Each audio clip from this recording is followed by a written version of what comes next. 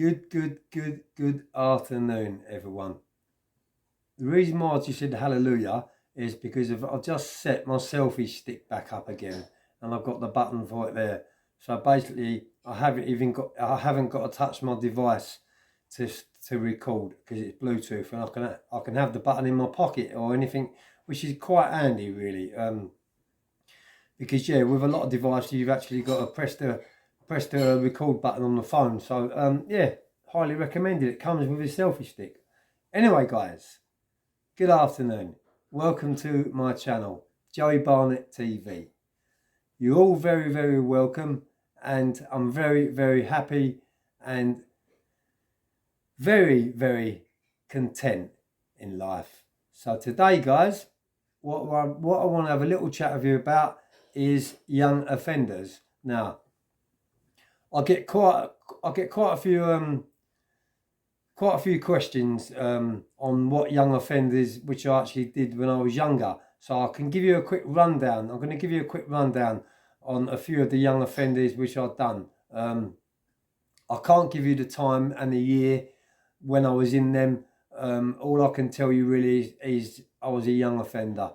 So basically, I've been in.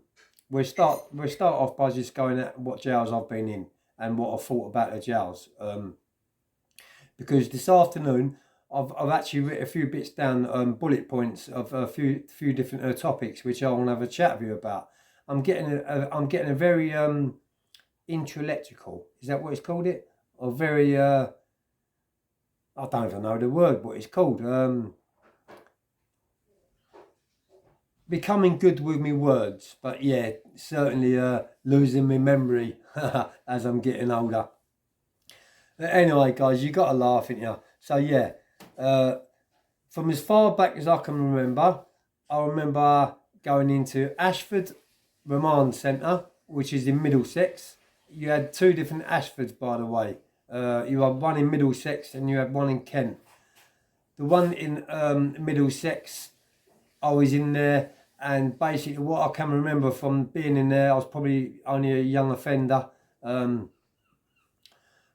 can remember all going into the dining hall, and we all had to sit at the table. Well, we had a choice. There was a big dining hall by the hot plate, and we could sit down and eat our meal at a table and chairs, or we could take it back to our cell. It was a pretty laid back type of jail, but yeah, there is quite a lot of violence in there because obviously it was a young offenders, but not as much as what I'm going to be talking about a bit further down the line, guys. So yeah, not a bad jail back in the day. I don't think it's still standing now, or if it is, it's probably a set of flats or something to do with building, the way they're chucking up houses these days, and that's another subject altogether.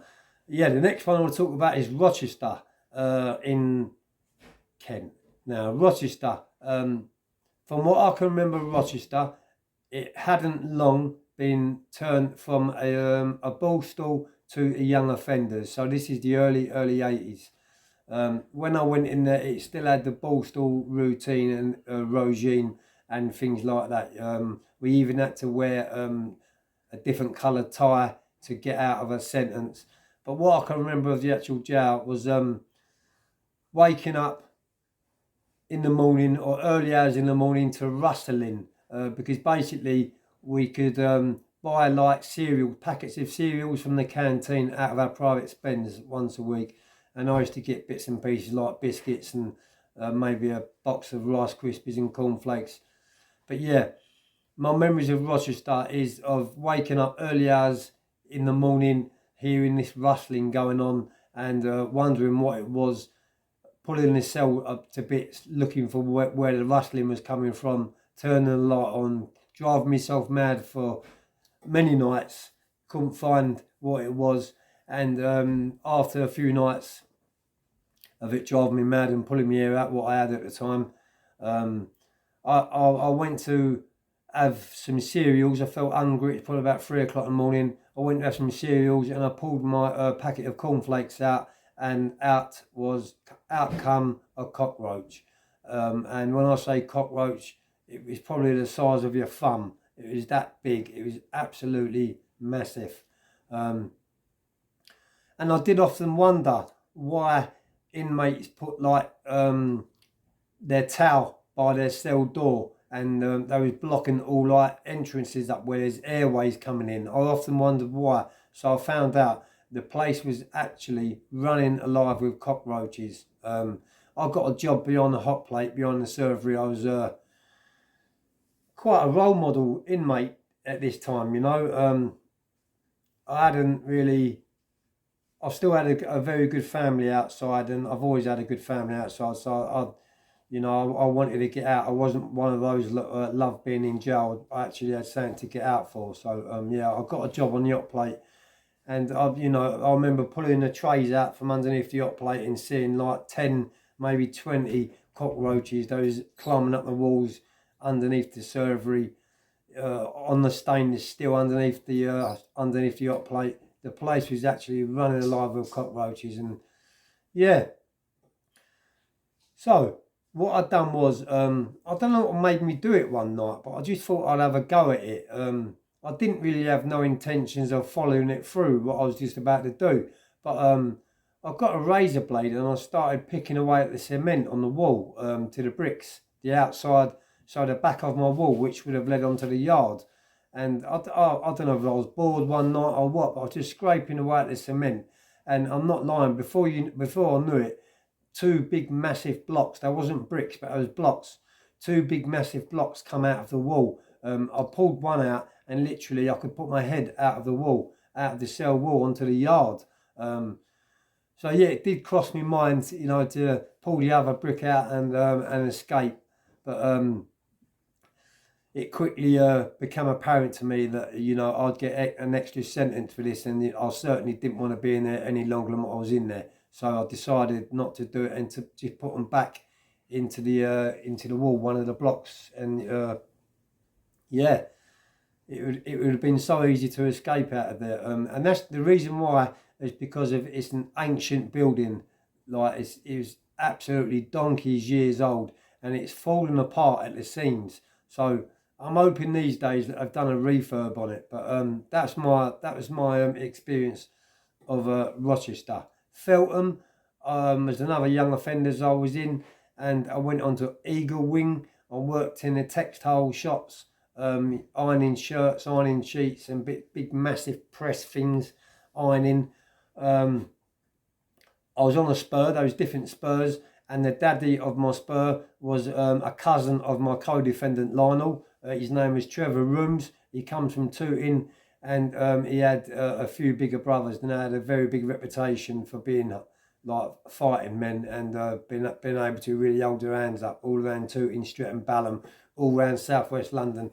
Had big connections, and yeah, so I was very lucky in that sense that Trevor was in there and he took me under his wing, so I didn't want for nothing. But yeah, I see much violence in there, and I actually committed a few acts of violence myself, in the way of putting a PP9 battery inside a sock, waiting for the person to go in the shower, waiting for him to get soaked up, going in there and just smashing him over the back of the head with the PP9, knocking him out, leaving him on the floor, just walking out, running back to my cell, like putting the battery back into me Roberts Rambler radio. Do you remember the old Roberts Rambler radios? I bet that's brought back a few memories to the older guys that watch my podcast. Roberts Ramblers. And the big old Fidelities, the big massive Fidelities. Do you remember them? Used to run on PP9 batteries.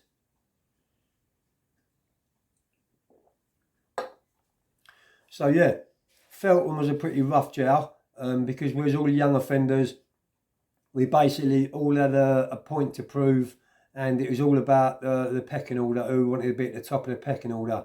Well, Trevor, my best mate, he became my best mate anyway. It was my co-defender's cousin, so I had it with him outside, and he was doing, them days, he was doing a 5-year detained sentence. That means, detained means, it did mean for a young offender that you had to do every single day of it without no parole. And he got 5 years detained for an affray, which happened in McDonald's in Tooting.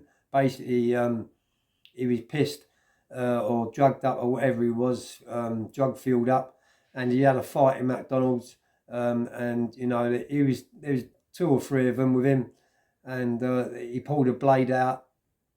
The other party had blades, and a fight broke out, and there was a knife party, and a few people got stabbed in the McDonald's. And as a result of that, he got 5 years for it, detained for Section 18 GBH. So yeah, that's, and you know, he'd done a few years by the time I'd got in there. So he was, you know, he'd had his feet underneath the table, and he was basically the dad of the wing. So yeah, Feltham was a good jail for me as a young offender. It was a lot of fun. Not a lot of bang up because we was working during the daytime, and of the evening time we was out in association, so there wasn't a lot of bang up. The bang up and the solitary confinement, which I done come later on in life, when I got to an adult and I started getting the big sentences, especially the double figure sentence. Where I got a 12-year, plenty of solitary confinement there. Actually, I was on good order and discipline for 18 months down Parkhurst segregation unit for 18 months. So that's in the block, you know. So if anyone knows about segregation, you know you're on 23-hour bang up. You don't see no one, or you do, but there's no contact. You're you know, walked onto the yard with a few screws, and you're locked in the cage, and then you walk back to your Peter, and that is it for the day till the next day. You know, your meals are brought to your cell. So yeah, I had plenty of that. But we're talking about Feltham, so yeah. Quite a few people, inmates, young offenders, were getting smashed over the head with PP9 batteries. That is what that was the best flavour of a weapon at that stage, and no one went over the top. To be honest with you, there wasn't much outside stuff. You know, so you just get hit over the back of the head once, and if you didn't go down, you'd known you've been hit by a battery, and you know the fight was over straight away. So yeah, but yeah, that was Feltham. So another jail I want to talk to you about is the Mount. Now the Mount, I was doing 3 years detained. That means I had to do the whole 3 years, and it was a young offenders, and I was on a wing called Fowler. That was a young offenders. There was a lot of violence in there. I became a visit cleaner. So I went onto the visit halls whilst the visitors was visiting the inmates, and I was cleaning the tables, and I was working behind the canteen doing bits and pieces. I got a top job in there. Screwed me loaf in there, and yeah, I was a young offender, and I wasn't a really violent person, to be totally honest with you. The violence didn't start until later on in life. But yeah, Bruno, can you stop licking, please? He does it every time I do a video. Sorry, guys. Where was I? Yeah, the Mount. And we used to. There's one name what really rings a bell, and his name was Yellow Baby, and he come from Brixton. And he was the one who was going about robbing everyone. Basically holding razor blades up to people's throats and taking their canteen and stuff like that. And there was quite a lot of that in there. There was a lot of violence in there. And them days you had the trays. Remember the old stainless steel trays, what you got your food on? You had them. And yeah, quite a lot of people was getting it straight across the side of the head with them and having half their head taken off, basically. It was a very rough jail, but it was also a long-termers jail. So you did have a few lifers in there. You had a few long-termies in there what didn't have a point to prove. Look was at the top of the pecking order and didn't get no aggravation. And I was one of them where didn't get no aggravation because I was connected. By the time I got to the Mount, I was known inside jail, you know, from other jails, and I was known outside too from being with the boys from Tooting and Streatham, my old gang. So yeah, I had a pretty good time in there. We used to chuck when we wanted to get something to one another. Say someone was on the opposite wing, and it's probably about 100 yards away from each other, on Ellis wing. So you know, after lock-up, we'd tear our sheet off, put something heavy on the end of it, so it goes. You can throw it right out the window. That's before the window locks come on, and you'd throw it halfway out, 100 yards, 50 yards out. And your mate on the other side of the wing would throw his weight out, and you tangle up in the middle, and they'd catch up, they'd join up, And if you wanted to take something off of your mate, you'd pull that line in, and on the end of your line it'd be your parcel, or he'd pull it in and it'd be his parcel. And yeah, that was what good memories about the Mount, throwing lines. And we used to go also on the same wing. If someone was upstairs on the twos in one corner and we was on the one down right at the other side on the other corner, you could get a line up to there too. You'd chuck it above you, or the bloke above you would put a line down. He'd pull your line up and it'd get passed along the landings like that, passed from cell to cell out the windows like that. So and that was good for when people was getting visits and they was bringing bits and pieces in on visits. And everyone was locked up behind their Peter, and they all wanted a bit of that thank what that person got on the visit, so they could get it that way. But I was known for hijacking lines back in the day. I'd have a mirror. I'd tilt a mirror outside my window just at an angle, and I'd be scanning the wings to see who was chucking lines out. And what I would do, I'll chuck my line over the top of their line without them knowing, and they wouldn't have a clue what was going on. I'll just yank their line in, pull it into my window and take their parcel. And I've done that on quite a few occasions actually. I did get one or two on tops, fights, punch-ups and things like that, but that's all part of the parcel. That is how it was. So yeah, I've done 3 years in the Mount. Quite a good job. I've done Portland back in the day when it was a DC, Dover. I've done Send. I come out of Send. I've done HASLAR. So I've done all the DCs in the UK basically, and they really set me up to be able to handle young offenders and also the adult system. So yeah, you could say I was schooled at a very early age from being in detention centres to the prison system, and that's how I adapted so easily in there. But yeah, I've had numerous sentences. I've had like a couple of 3 years. I've had a 5 years. I've had handfuls of 12-month sentences, 9-month sentences. The biggest sentence what I got was a 12 in '98. I come out of that, and I've got 3 years consecutive out on licence. That took it up to a 15-year sentence, but on paper it was still 12 years and 3 years separate. And it wasn't until 2007 when I got recalled and I started reforming myself on that sentence, and I come out in 2010 a born again Christian, a changed man. I'm not going to bang on about religion because it bores people, but yeah, I come out a reformed person, and that's when I decided to write my book, which is doing really well, by the way. It's called The South London Borstal Boys Towers. It's on Amazon. It's still flying off the shelf. A quick update, my second book is getting done, but behind the scenes I've got a very busy schedule, so finding time to actually do it, because once I start it, I spend hours and hours during the day doing it, so I've got to find that spare bit of time, guys. But yeah, I hope you enjoy my content, guys. That's just a few young offenders what I've done, and that's before I even hit the adult jails, guys. But I'm going to leave this one here. I hope you enjoy my content. Thank you to everyone for subscribing to my channel. Thank you for all the positive feedback and the positive comments what you give me. Each and every one of you, I've got respect for each and every one of you.